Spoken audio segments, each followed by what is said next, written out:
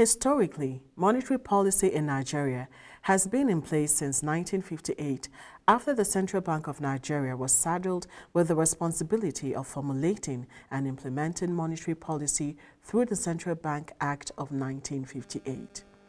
The term monetary policy refers to various measures put in place by the central bank to regulate the value, supply, and cost of money in the economy with a view to achieving the government's microeconomic objectives. In practice, it is basically meant to control inflation, maintain a healthy balance of payment position in order to safeguard the external value of national currency and promote adequate and sustainable levels of economic growth and development. It is usually implemented through the bank system and financial markets. With the inflation rate and national economic challenges that we are currently facing, can we say that the Nigerian monetary policy is effective? Today on the program, we shall be looking at the monetary policy and how it affects the nation's economy. Hello and thanks for joining us. I am Chana Ejoga. We'll be right back.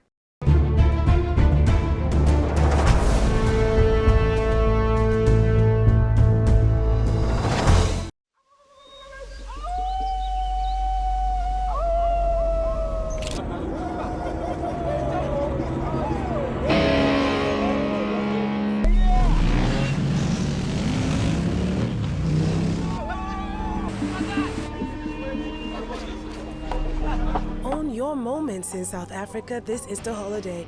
Explore new holiday deals at southafrica.net. Come journey with us. This is Policy Focus. Now on to our discussion for the day. Monetary policy is one of the critical aspects of national development. A nation cannot experience sustainable economic growth where there is no price stability. By extension, monetary policy controls the nation's economy. For a nation to have a robust economy, special emphasis has to be given to it. Today we'll be having the concluding part of our discussion with Dr. Ayo Teriba, who is the CEO of Economic Associates in Lagos. Enjoy.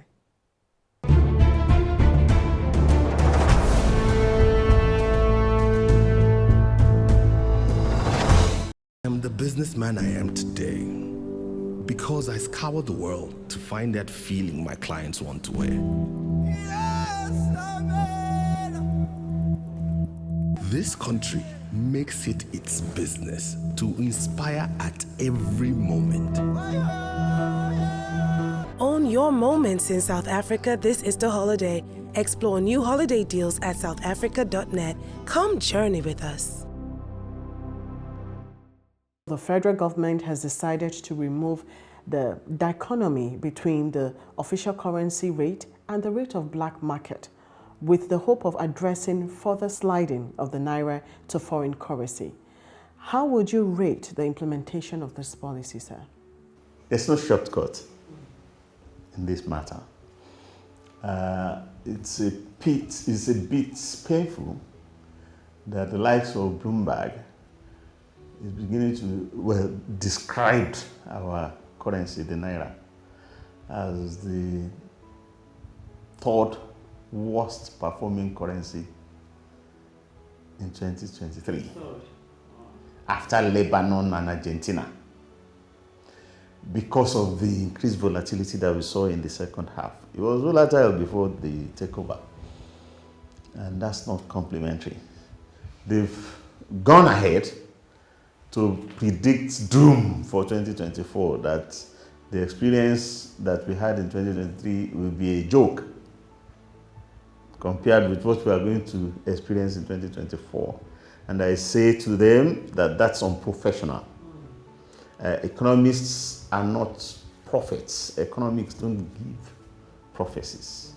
Our forecasts are conditional forecasts that goes like, if you get reserves, then you will get better experience than you got in 2023. If you don't get reserves, then you cannot continue to do things the same way. A different outcome. And It's like a slippery slope. You know, you not acting in the last 7 months may not be as damaging of you not as you not acting the next 6 months, because you may then have converted, you know, a temporary problem that if you stitch in time saves 9, and if you didn't do that stitch in time, you convert a temporary problem to a permanent one because you trigger a crisis of confidence. So I do not agree, you know, with anybody who is predicting, oh, the naira is at 1,000 now. It will be somebody, I read one say 1,600 and something by the end of 20. Is absolutely wrong. You should be talking in terms of scenarios. That the no action scenario will not be better than our experience in 2023. But the positive action scenario, if we got reserves within the next month or 3 months, and the painful part is that unlike many other countries in the world, Nigeria is well placed to get reserves. If Nigeria wishes to get reserves, Nigeria is better placed than many other countries in that, like Kenya, in the same situation, is saying that it's going to list 35 of its government-owned companies in the stock market through IPOs, to raise equity, to privatize some of the shares that it owns. It owns in those companies. 5%, 2%, 3%, which was what Aramco did in 2019. It did 1.9% of Aramco, Saudi did. So Nigeria has companies. None of them is listed on any stock market anywhere in the world. It doesn't take you a year to list your companies. So if you do want to list your companies, we said we would list NIPSS last June. That was Buhari regime. And then they didn't do it. So you can set over the next 3 months, all of you go and get listed. The advantage of them getting listed, instead of you going to borrow for 5 years against crude, any of those companies with known market values becomes a financial asset that you can securitize. Are we together? That's one. Number two, you not only own companies, you own real estate, choice real estate, all over the country. I mean, NIPSS owns 2,000, 3,000 premises, police own 2,000 premises. The military holds barracks in prime places. The correctional agencies hold prisons in prime places. It doesn't take you time to decide to relocate some of those activities that are nothing on prime location to more economic sites and free these commercial spaces to raise revenue for the country. Are we together? We have infrastructure. So I'm identifying 3 assets that you can use to raise domestic investment, foreign investment, diaspora investment. And the third are infrastructure. They are going to start by saying, if I could do this road, pass through this place, this place, this place, I can unlock 10 trillion naira. And they only need 2 trillion to build them. Which is how, over the last 1 decade, prison facilities in England, all inner city prisons have been relocated. They said, they woke up and realized it didn't make sense. That was around 2010. To keep prison in inner cities. So they moved them to more economic locations and they freed those prime locations. Luxury flats, luxury hotels, offices, shopping and the rest of it. And they budgeted 1.4 billion pounds for the prison relocation and redevelopment exercise. They didn't disclose how much spending 1.4 billion pounds is going to fetch them, but they said that the revenue they get from it, they're going to use it to reduce the national debt. Recently, the budget has been passed and signed into law. What would you consider as the high and the lows of the budget? One of the highs of the budget is that the Tinubu-Shettima regime, in their first 7 months in office, seem to have solved the low revenue problem that crippled the Buhari regime in the preceding 8 years. President Buhari met a 4 trillion naira revenue in 2015, and his peak revenue was 7 trillion in 2022. So in 7 years, he increased revenue by 75%. Although the exchange rate had increased from 160 to 465. So the exchange rate has increased threefold, but revenue had not even doubled. Are we together? Which was why he resorted to heavy borrowing. And the evidence that that was the situation met by the by the Tinubu regime was, if you look at the MTF, when it was approved, it captured revenue, actual revenue until July. And the country had made 5 trillion as of July. So 5 trillion in 7 months translates to about 700 billion per month run rate. But by the time the reforms, the leakage blockage that the Tinubu courageously put in place, like the unification of the foreign exchange in particular, by September, that 5 trillion was a 20% shortfall on what they had targeted to have raised in July. By September, it has risen to 8.6 trillion. So which means in 2 months, we have added about 3.6 trillion. And we have overshot the target that they had anticipated for September by 4%. And that's the premise of the 18 trillion that is projected. Also, is, the average for those 2 months has risen from the 700 billion to like 1.8 trillion per month.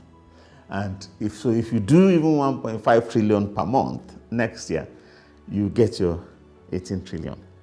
And the Senate increased the revenue projection to 19.2 trillion.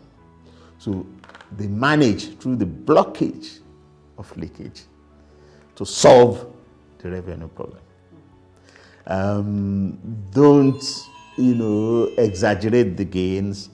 At least it has made revenue to nearly keep pace with the exchange rate, even at the current exchange rate, because if 18 trillion today at 1,000 to the dollar would be 18 billion.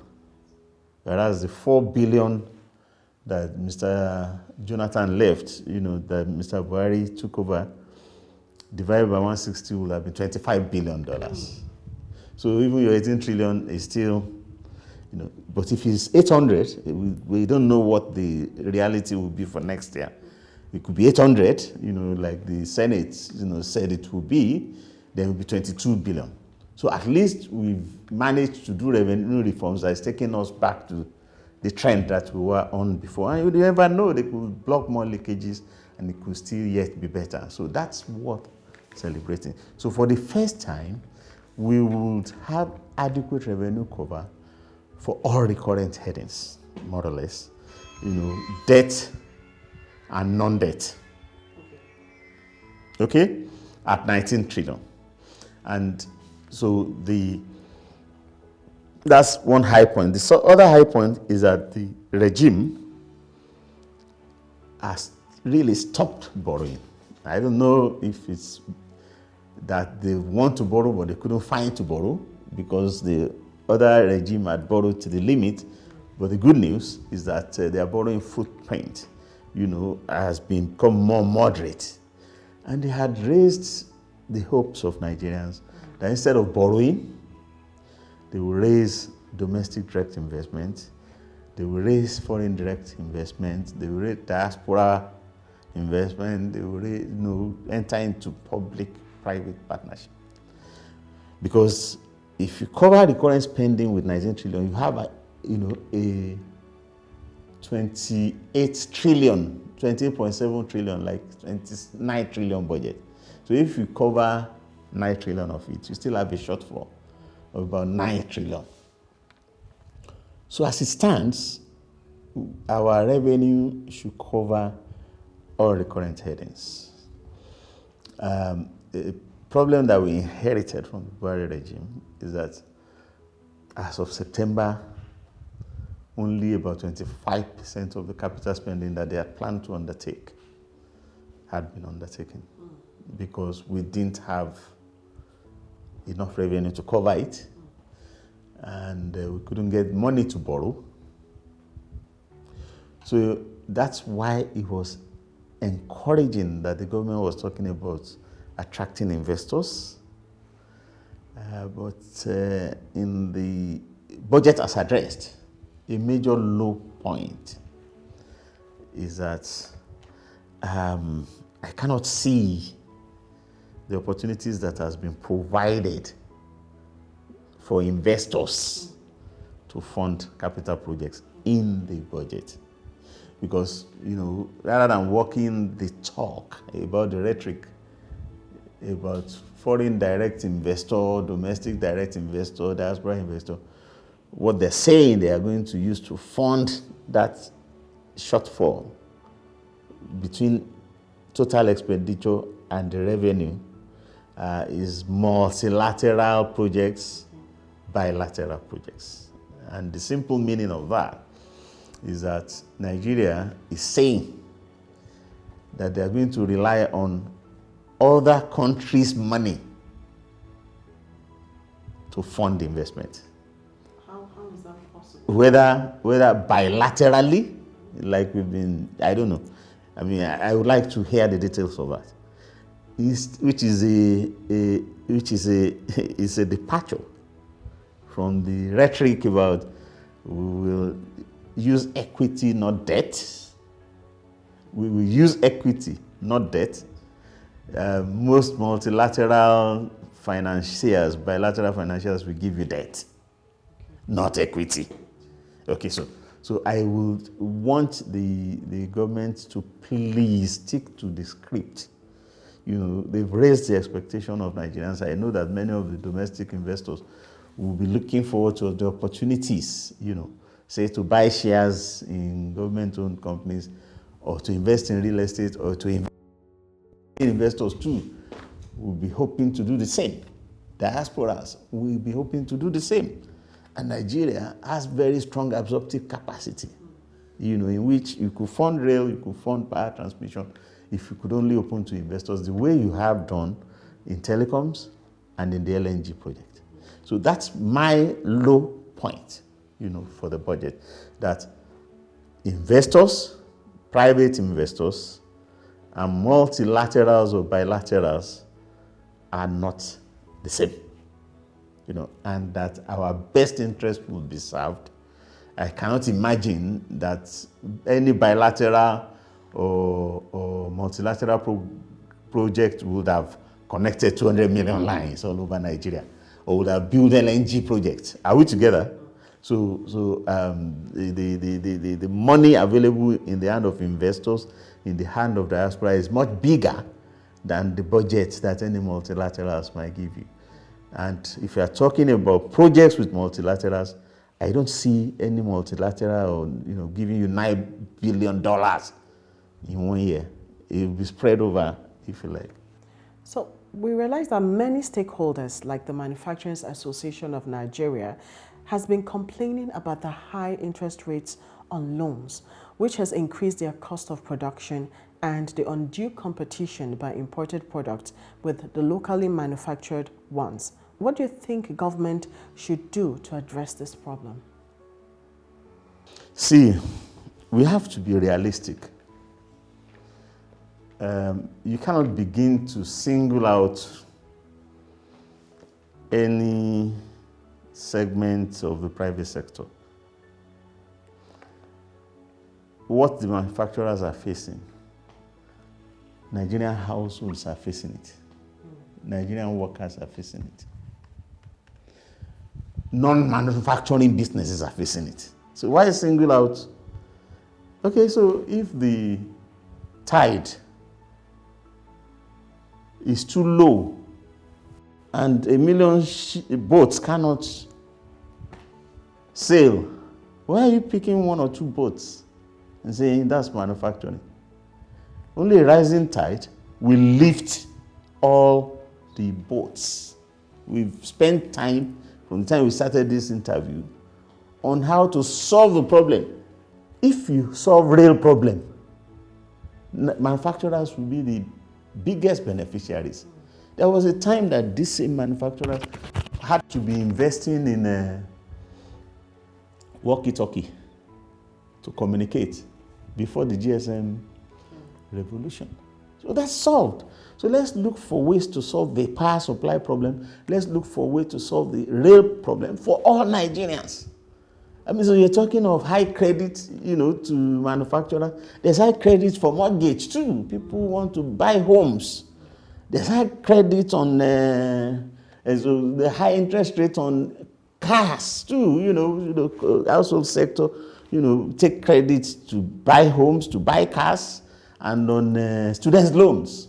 So why isolate? Don't stop this thing of trying to isolate. It's the reality that the whole world is facing.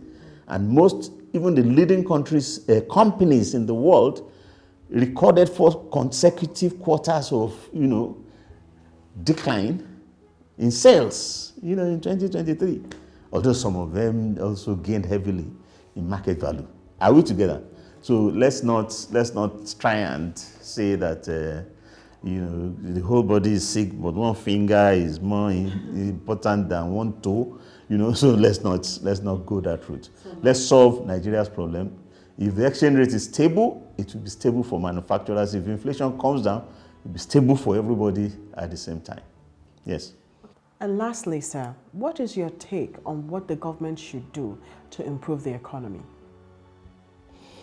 We've been in this economic crisis mode for 8 years, since commodity prices collapsed in the second half of 2014. And we've been in and out of recessions, in rounds of devaluation, rounds of inflationary outburst, and deterioration in living standards. We had the option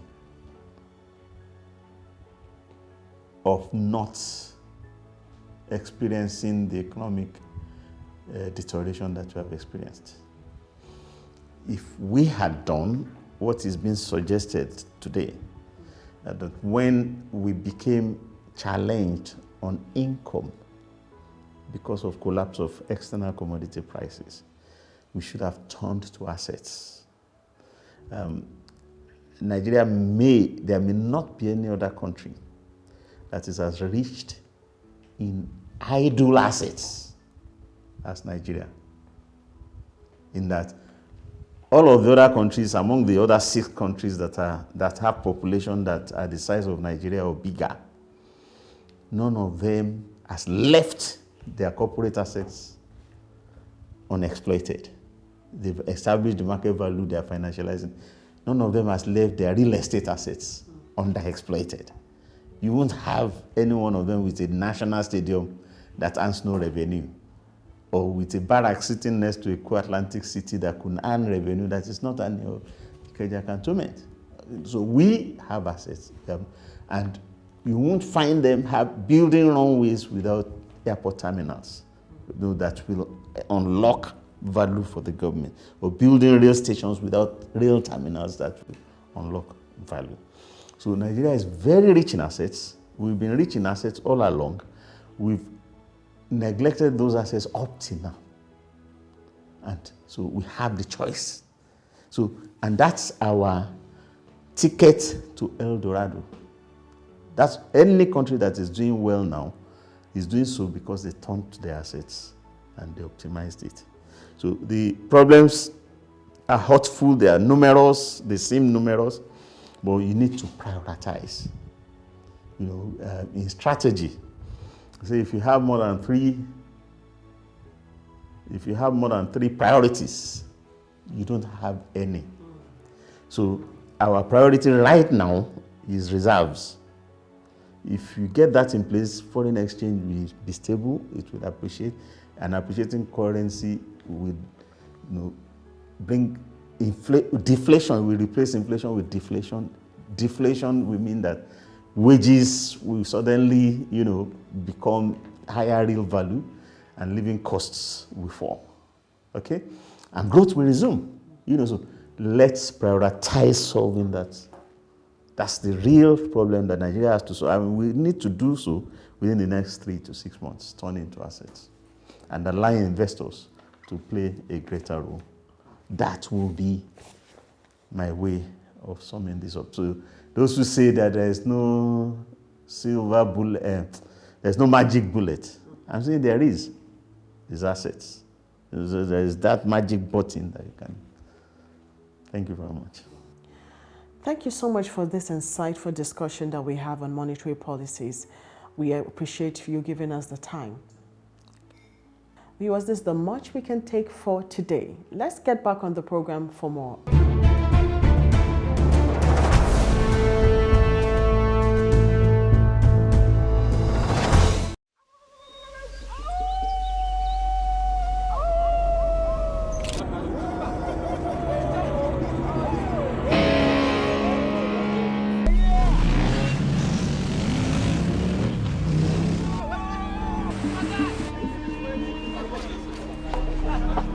Moments in South Africa this Easter holiday. Explore new holiday deals at southafrica.net. Come journey with us.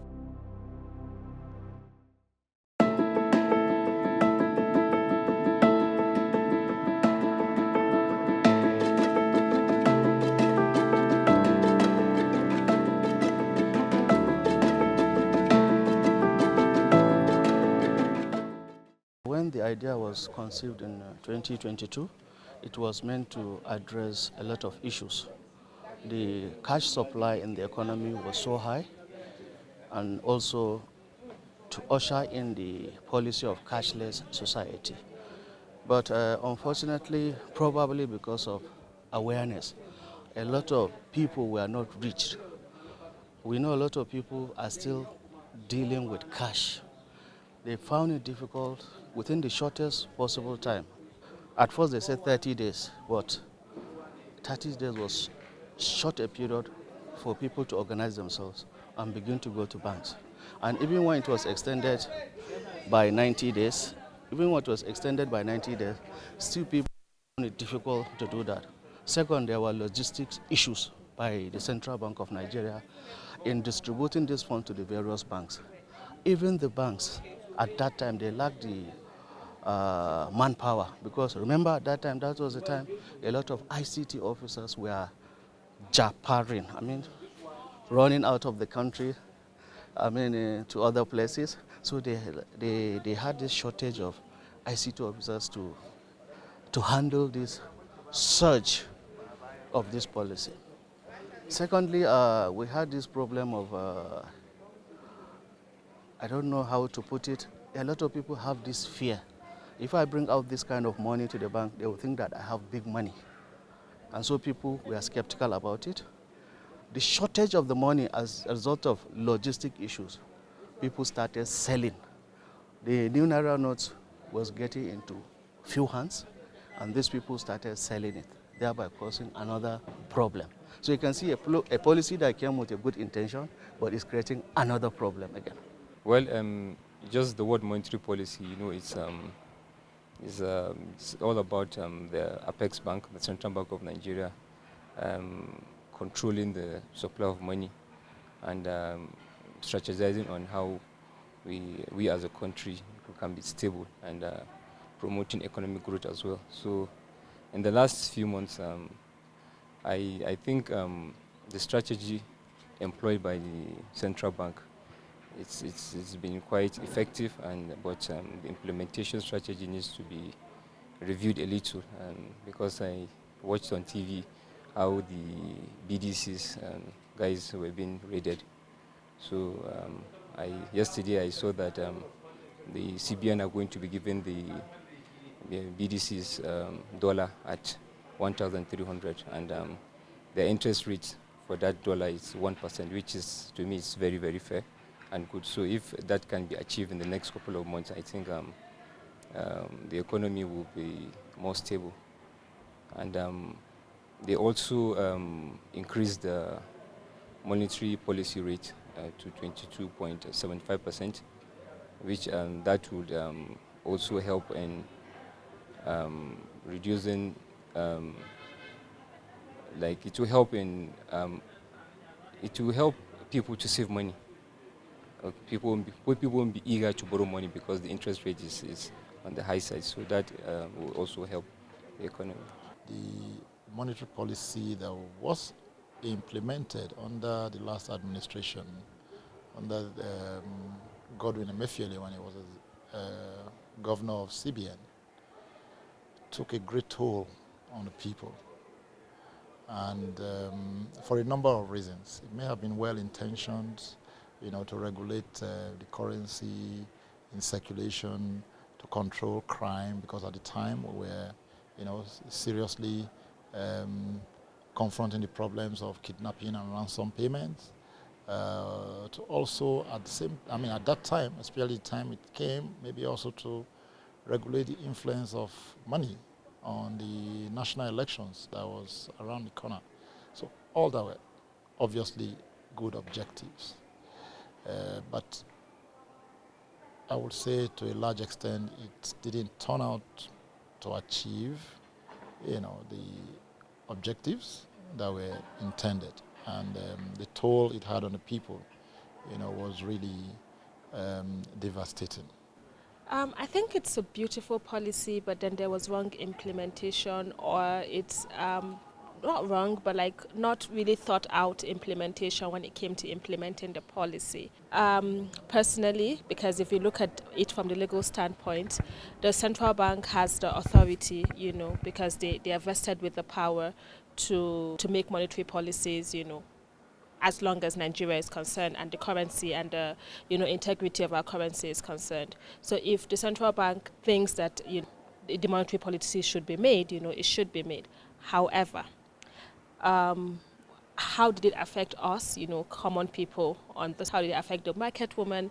How did it affect people that were in insurgency, areas, Borno, because that's where I'm from, and there were just so many, complaints during the time, and people didn't trust, because as of 2020 only 28% of Nigerians have banking system.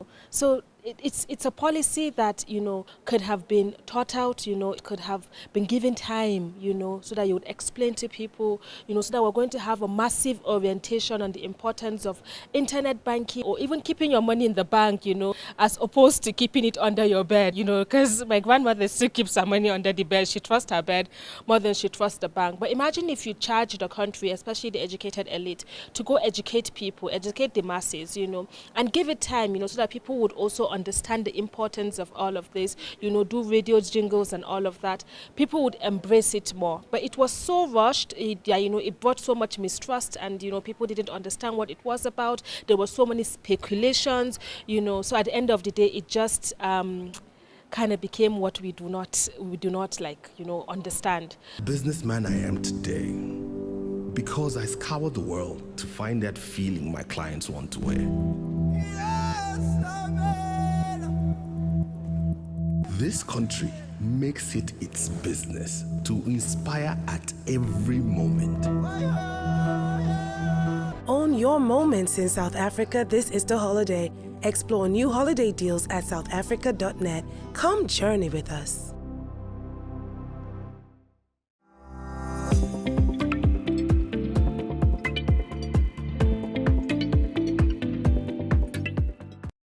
The National Institute for Policy and Strategic Studies NIPSS Kuru inaugurates 99 participants of the Senior Executive Course 46 2024.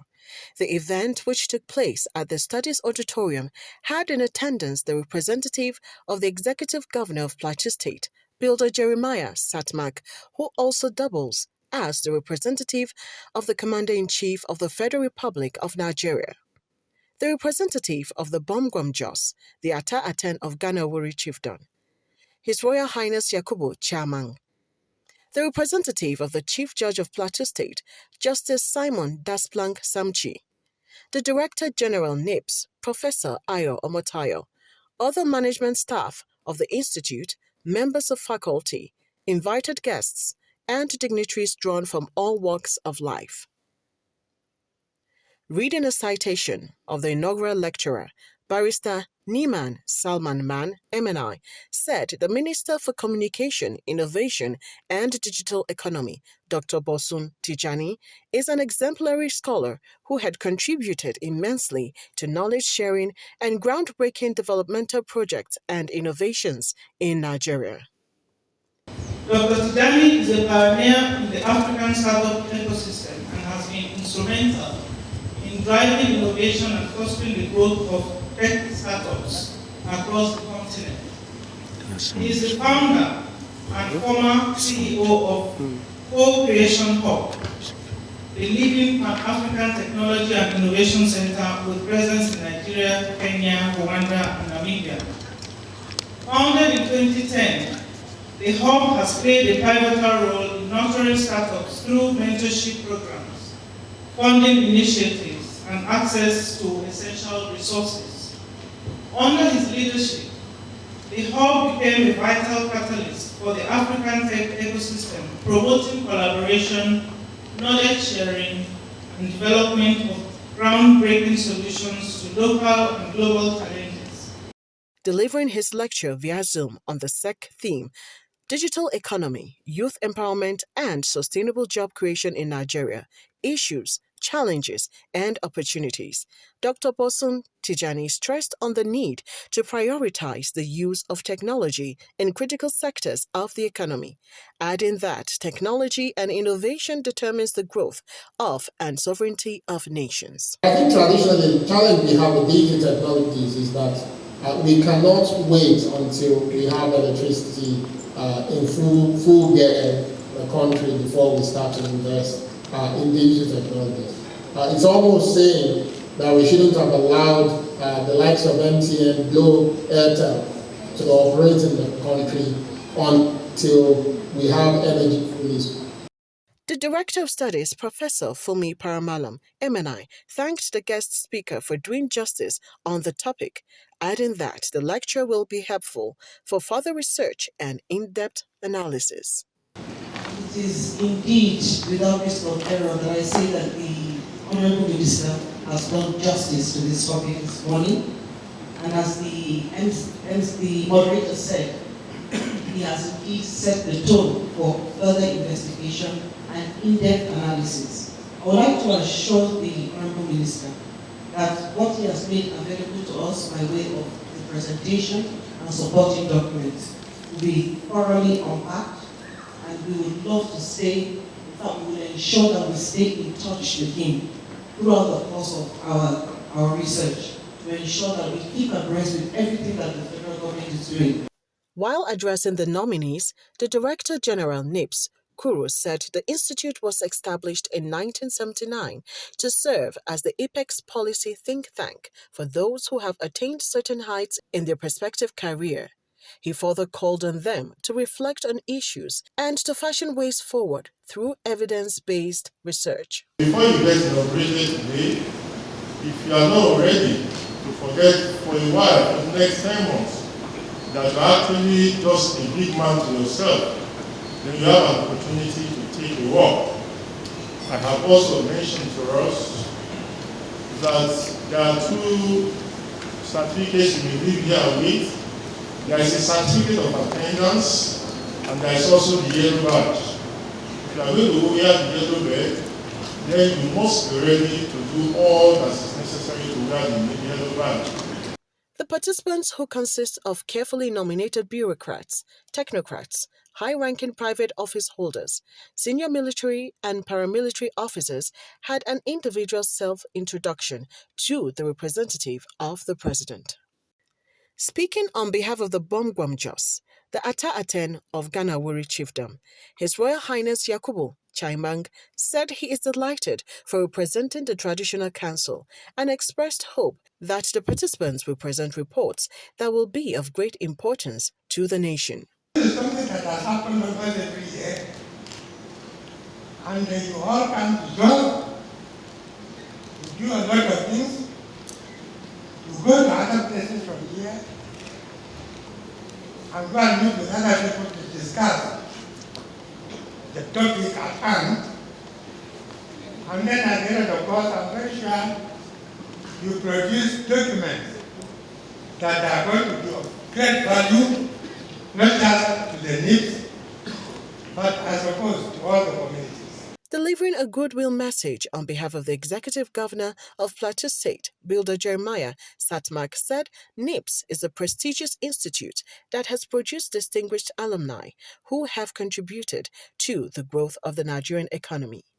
He also said that the theme of the 2024 SEC program is relevant because it reflects the realities of our time. An oath of affirmation and allegiance was conducted on the nominees by Honorable Justice Simon Dasblanc Samchi, the representative of the Chief Judge of Plateau State. To the best of my ability this oath. I'll be faithful and bear true allegiance to the National Institute for Policy and Strategic Studies and Federal Republic of Nigeria, that I will protect and defend the rules and regulations operational in the National Institute for Policy and Strategic Studies,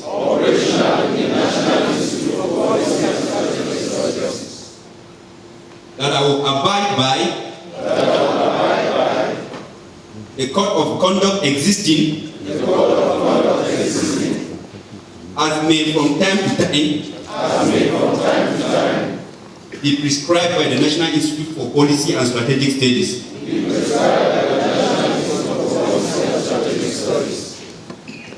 During my stay as a participant of the Senior Executive Course number 46 in the Institute,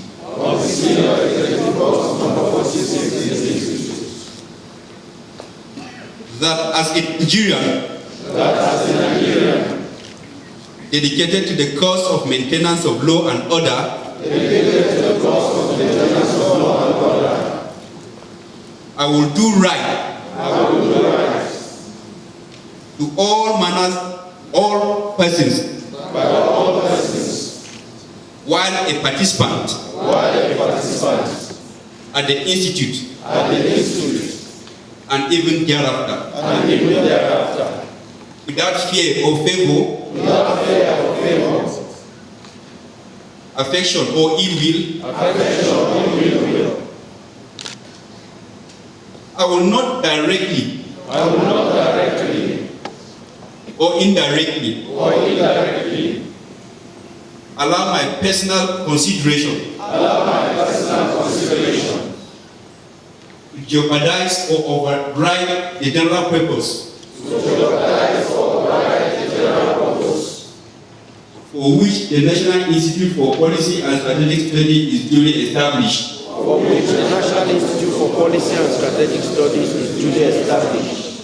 Under the law. The newly inaugurated participants expressed high hopes and expectations from the course. Chana Ejoga, NIPSS Policy TV.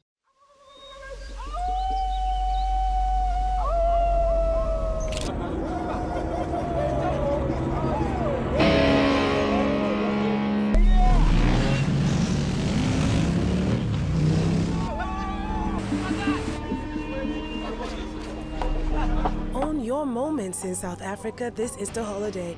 Explore new holiday deals at southafrica.net. Come journey with us.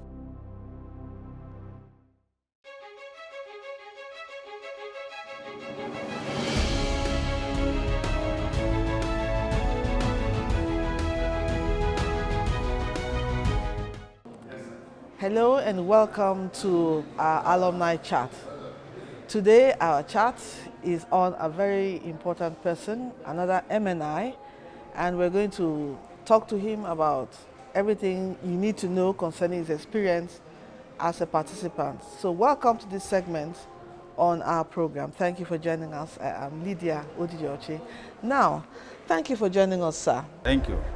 Now, what was your experience like as a participant while you were at the Institute?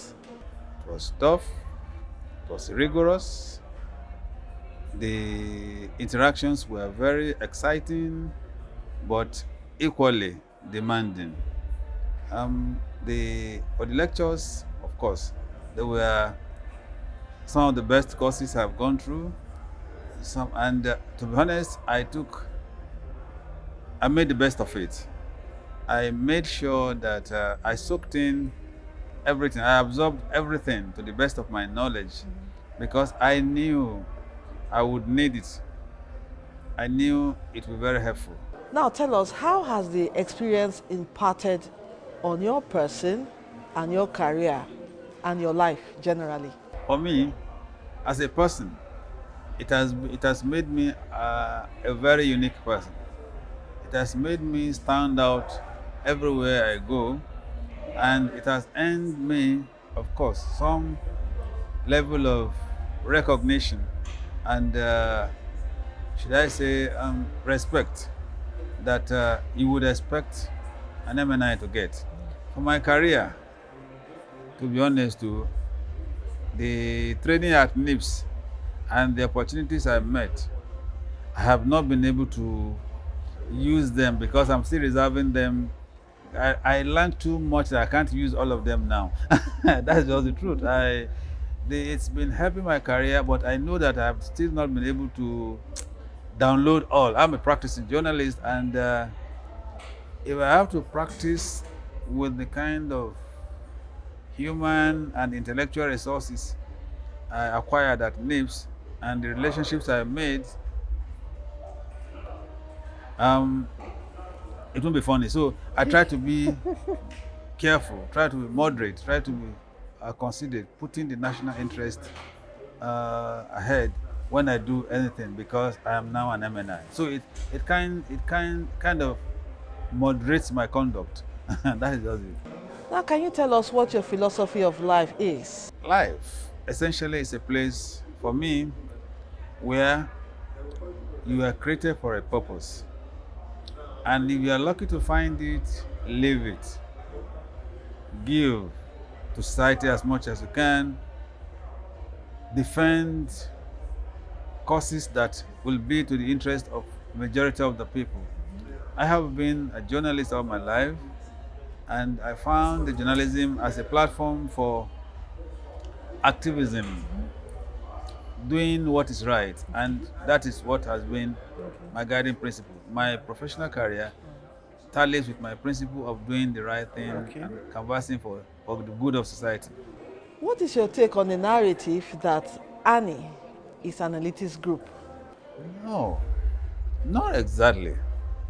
Yes, because of the training that we have, you might think it's elitist, but Annie tries to reflect the feelings of society. And the training at NIPSS always tries to make you think of the national interest.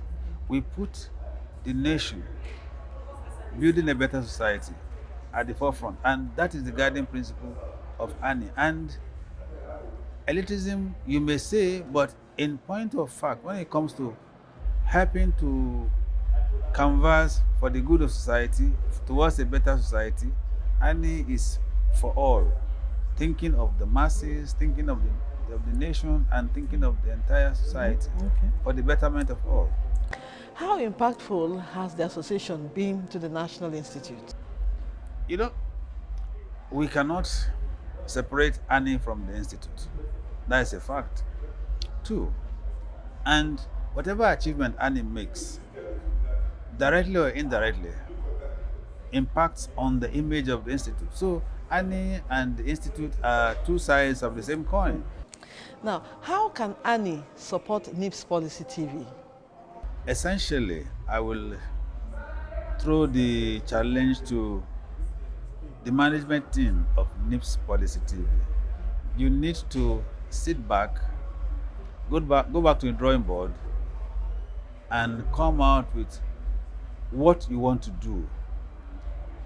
Once you decide what you want to do, like you have your business strategy, you have the future plans, and you have exact direction of where you want to go, the people to help support NIPSS TV are in Annie, and you can always reach out to them and you get the support. We Annie members belong to various sectors of the society, and they can help grow the NIPSS TV. That's the truth. Now, who is your mentor and why? Mr. Nosa Igebo is a journalist, the man who will give direction. He was the boss at TEL, but he was a very humble person. And for me, I look up to his style of journalism, his style of leadership, his style of writing, his style of relationship with people as something I aspire towards achieving in life. Finally, what would you recommend to the Institute to make it better? The Institute is always a place for excellence, and you know, it's success already. And they say the prize for success, right? Or the punishment for success is more is for hard work.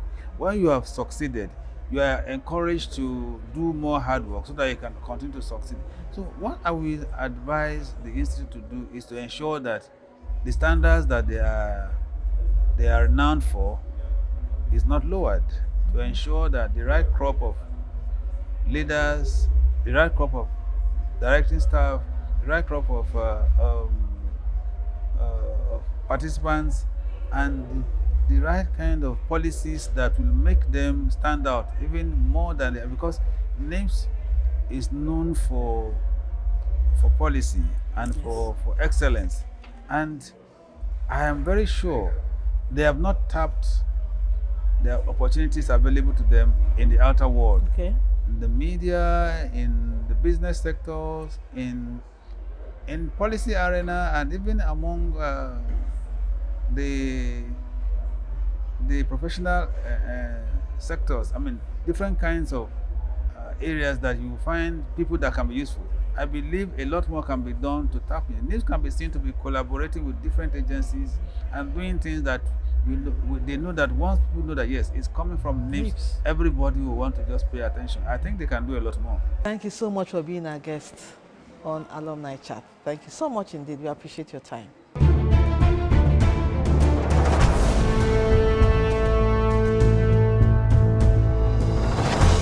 Businessman I am today because I scoured the world to find that feeling my clients want to wear.